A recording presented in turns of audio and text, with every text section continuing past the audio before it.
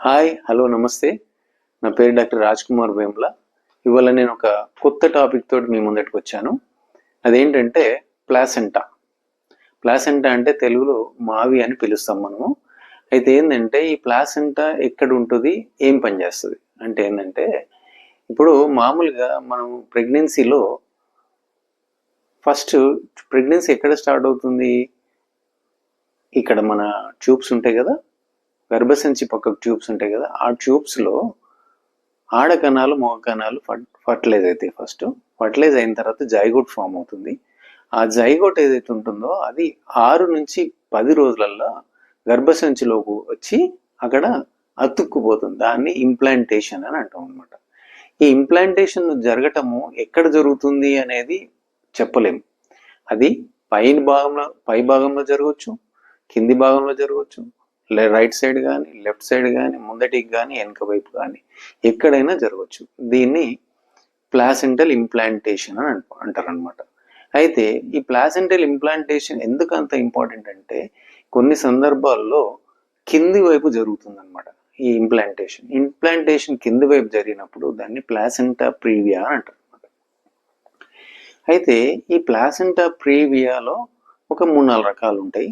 అవన్నీ నెక్స్ట్ వీడియోలో నేను చర్చిస్తాను. ఫస్ట్ ప్లాసెంటా ప్రీవియా వచ్చినప్పుడు ఏం ప్రాబ్లం వస్తుంది అంటే, పేషెంట్కు బ్లీడింగ్ అయ్యే అవకాశం ఉంటుంది అనమాట.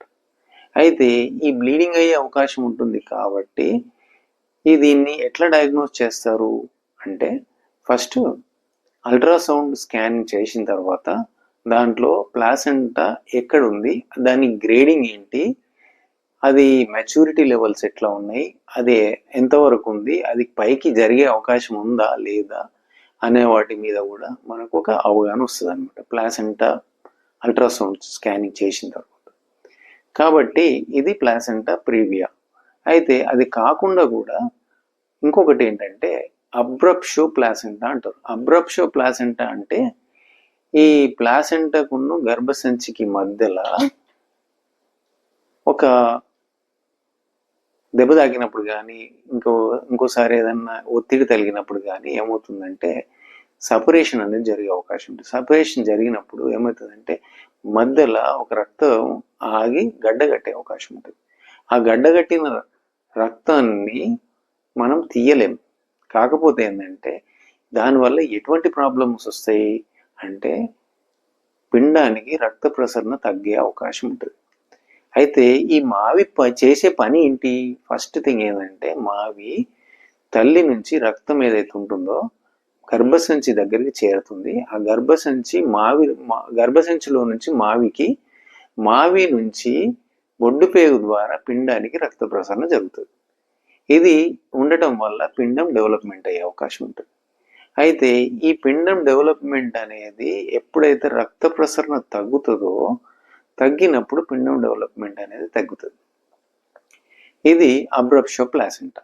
ప్లాసెంటా అక్రీటా అంటే ప్లాసెంటా మొత్తం గర్భసంచి లోపలికి చొచ్చుకుపోయి అదేమవుతుందంటే అది రక్త ప్రసరణ జరుగుతూనే ఉంటుంది, కానీ డెలివరీ అప్పుడు మాత్రం అది ప్లాసెంటా తొందరగా విడిపోకపోవడం వల్ల, ఓసారి అట్లనే అత్తుకొని పోవడం వల్ల ఏమవుతుందంటే బ్లీడింగ్ అయ్యి అది ప్లాసెంటా మొత్తం రాకపోవడం అనేది జరుగుతుంది అనమాట.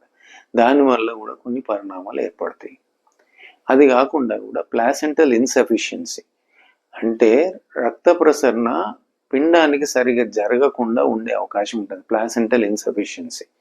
ఇదేంటంటే ఇది ఎట్లా గుర్తిస్తారంటే, ఇది డోప్లర్ స్టడీ ద్వారా, ప్లాసెంటల్ డోప్లర్ స్టడీ అంటారు, ఇది చేసినప్పుడు దాన్ని గుర్తిస్తారు అనమాట. గుర్తించినప్పుడు ప్లాసెంటల్ సర్క్యులేషన్ కరెక్ట్గా లేకపోవడం వల్ల పిండం ఎదగట్లేదు అనేది అర్థమవుతుంది అనమాట. దానికి కొన్ని మెడిసిన్స్ కూడా ఉంటాయి. దాని ట్రీట్మెంట్ దానికి వేరే ఉంటుంది. దాని డిస్కషన్ అనేది సపరేట్ చేద్దాం మళ్ళీ ఇంకొక వీడియోలో. అయితే ఒక్కోసారి రిటైన్డ్ ప్లాసెంటా అని కూడా ఉంటుంది అనమాట. ఈ రిటైన్ ప్లాసెంటా అంటే ఏంటంటే, డెలివరీ అయిన తర్వాత మావి పూర్తిగా పడిపోకపోవడం వల్ల ఏమవుతుందంటే కొన్ని బిట్స్ అందులోనే అట్లే మిగిలిపోతాయి. ఆ మిగిలిపోవడం వల్ల అది ఇన్ఫెక్షన్ వచ్చే అవకాశం ఉంటుంది. తదుపరి ప్రెగ్నెన్సీస్ కూడా కొన్ని ప్రాబ్లమ్స్ ఏర్పడే అవకాశం ఉంటుంది. కొన్ని సందర్భాల్లో వెసిక్యులర్ మోల్ అనే ప్రాబ్లం కూడా వచ్చే అవకాశం ఉంటుంది. ఇది రిటైన్డ్ ప్లాసెంటా. అయితే ప్లాసెంటల్ ఫంక్షన్ ఏంటంటే తల్లి నుంచి ఆహార పదార్థాలు కానీ ఆక్సిజన్ కానీ పిండానికి సప్లై చేస్తుంది. అదేవిధంగా పిండం యొక్క మలినాలు కార్బన్ డైఆక్సైడ్ అనేది తల్లికి మళ్ళీ రిటర్న్ వచ్చేసి ప్లాసెంటా ద్వారా అది తల్లి కిడ్నీ ద్వారా రిటర్న్ వెళ్ళిపోతాయి, బయటికి వెళ్ళిపోతుంది. ఇది జరుగుతుంది. అది కాకుండా కూడా ప్లాసెంటా కొన్ని హార్మోన్స్ ప్రొడ్యూస్ చేసుకుంటుంది అనమాట. ఇదేంటంటే ప్లాసెంటా 3 నెలల నుంచి తన కొన్ని హార్మోన్స్ ప్రొడ్యూస్ చేసుకొని ఆ హార్మోన్స్ వల్ల పిండం ఎదుగుదలకు ఉపయోగపడుతుంది అనమాట. అది కాకుండా కూడా కొన్ని యాంటీబాడీస్ తల్లి నుంచి పిండానికి చేరే అవకాశం ఉంటుంది. ఇది ప్లాసెంటా ద్వారానే. ఈ యాంటీబాడీస్ దేనికోసం పనిచేస్తాయి? పేషెంట్కు బేబీకి ఇమ్యూనిటీ కోసం పనిచేస్తాయి అనమాట. బేబీకి రోగ నిరోధక శక్తి ఈ యాంటీబాడీస్ వల్ల వస్తుంది అనమాట. అందు గురించి అని ఈ ఫంక్షన్స్ అనేది చాలా ఇంపార్టెంట్. అయితే మావికి ఎటువంటి సమస్యలు వచ్చినా కానీ పిండం ఎదుగుదల తర్వాత పిండం క్షీణించటము ఇటువంటి ప్రమాదం ఏర్పడుతుంది. అది క్షీణించటం అంటే ఇంట్రాయూటరైన్ గ్రోత్ రిటార్డేషన్ అనే సమస్యలు కూడా వస్తాయి. అయితే ప్లాసెంటా ప్రీవియాలో ఓసారి 32 వీక్స్ వరకు కూడా ప్లాసెంటా కొద్ది పైకి జరిగే అవకాశం కూడా ఉంటుందన్నమాట. కొన్ని సందర్భాల్లో కొన్ని రకాలైన ప్లాసెంటా ప్రీవియాలో రిస్క్ తీసుకునైనా కూడా పేషెంట్ మెయింటైన్ చేయడానికి అవకాశం ఉంటుంది. అయితే ఇది మొత్తం ప్లాసెంటా గురించి క్లుప్తంగా వివరాలు. ఈ వీడియో మీకు నచ్చినట్టయితే షేర్ చేయండి, సబ్స్క్రైబ్ చేసుకోండి, లైక్ చేయండి. తర్వాత మీ కామెంట్స్ ఏమైనా ఉండేది ఉంటే కూడా డిస్క్రిప్షన్ ఇవ్వండి. Thank you very much.